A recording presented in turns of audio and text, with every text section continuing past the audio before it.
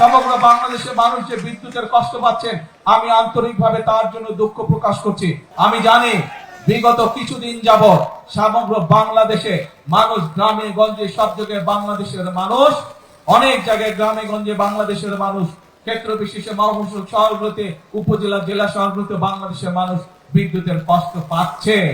আমি জানি বাংলাদেশের বিভিন্ন এলাকায় মানুষ গ্যাসের কষ্ট পাচ্ছে, সিএনজি বলেন, এলপিজি বলেন, বিভিন্ন রকম গ্যাসের কষ্ট পাচ্ছে। প্রিয় ভাই বোনেরা, গ্যাস বাংলাদেশের একটি প্রাকৃতিক সম্পদ ছিল।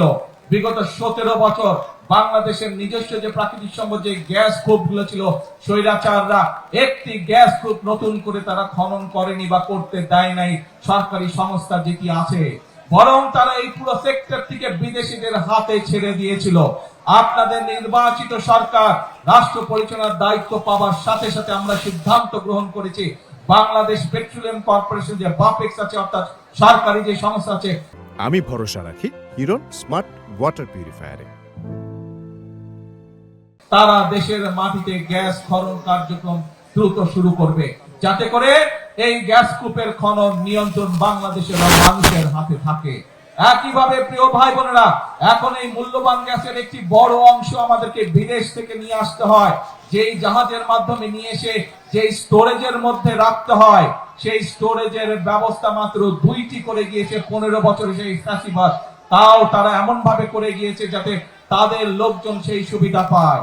বিগত অন্তর্বর্তীকালীন সরকারের সময় একটি ব্যবস্থা নেওয়া হয়েছিল আরেকটি জাহাজের, কিন্তু অন্তর্বর্তীকালীন সরকার সেটিকে ক্যান্সেল করে দিয়ে গিয়েছে, যার ফলে আজকে দুইটি জাহাজের একটিতে হঠাৎ করে দুর্ঘটনা ঘটে যাওয়ার কারণে আজকে গ্যাসের এই সমস্যা দেখা দিয়েছে। আমরা এর মধ্যে এই কারিগরি ত্রুটি সারানো হয়েছে। আমি আশা করি ইনশাআল্লাহ আল্লাহর রহমত থাকলে আগামী কয়েকদিনের মধ্যে এই সমস্যা অনেকাংশে, গ্যাসের সমস্যা কমে আসবে। প্রিয় ভাই বোনেরা, সমগ্র বাংলাদেশের মানুষ যে বিদ্যুতের কষ্ট পাচ্ছেন, আমি আন্তরিকভাবে তার জন্য দুঃখ প্রকাশ করছি। কিন্তু এই সরকার, আপনাদের সরকার, এবং আমরা কাজ করছি যত দ্রুত সম্ভব মানুষকে এই কষ্টের হাত থেকে রক্ষা করার জন্য। আমরা আশা করছি সবকিছু ঠিকঠাক থাকলে আল্লাহর রহমতে, সবকিছু ঠিকঠাক থাকলে আল্লাহর রহমত থাকলে দ্রুতই আমরা এই অবস্থা থেকে মানুষকে বের করে নিয়ে আসতে পারবো, যাতে করে মানুষ কিছুটা হলেও স্বস্তি লাভ করতে পারে। প্রিয় ভাই বোনেরা,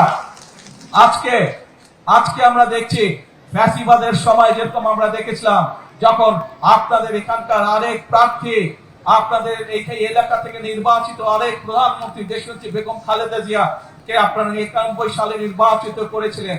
উনি যখন 91 সালে দেশ পরিচালনার দায়িত্ব পেয়েছিল, তখন দেশ পরিচালনার দায়িত্ব পাওয়ার পরে আমরা দেখেছি যেই ফ্যাসিবাদকে এই দেশের মানুষ এই দেশ থেকে বিতাড়িত করে দিয়েছে, সেই ফ্যাসিবাদ বলেছিল 1 মিনিটের জন্য বিএনপি সরকারকে শান্তিতে থাকতে দেব না, সেই 91 সালে বলেছিল।